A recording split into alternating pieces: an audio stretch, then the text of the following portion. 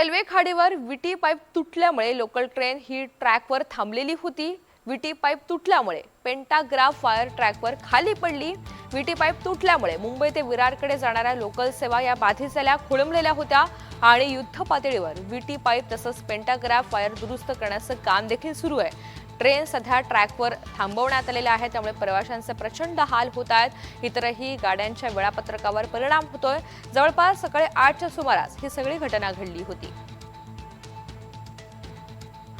माहिती जाणून घेऊयात, रमेश शर्मा आपल्यासोबत आहेत। रमेश, जवळपास 2 तास आता लोटलेला आहेत, हे काम पूर्ण झालेलं आहे का? सध्याची काय अपडेट आहे?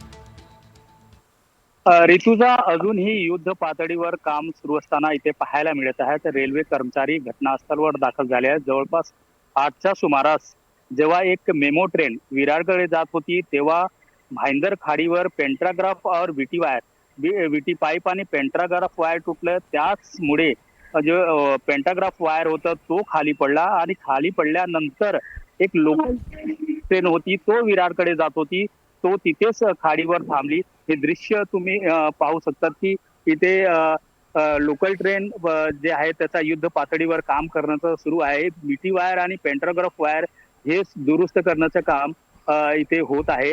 हे रेल्वेचे कर्मचारी दाखल झाले आहेत आणि 8च्या नंतर जे प्रवासी या ट्रेन मध्ये होते ते खाली उतरले। ते पाय पीट करत असताना परत ते भाईंदर रेल्वे स्थानकावर गेले। दुसऱ्या ट्रेनने ते प्रवास करत असताना वसईच्या विरारच्या दिशेने गेले आणि या घटनेची माहिती मिळताच रेल्वे कर्मचारी अधिकारी घटनास्थळावर जाते।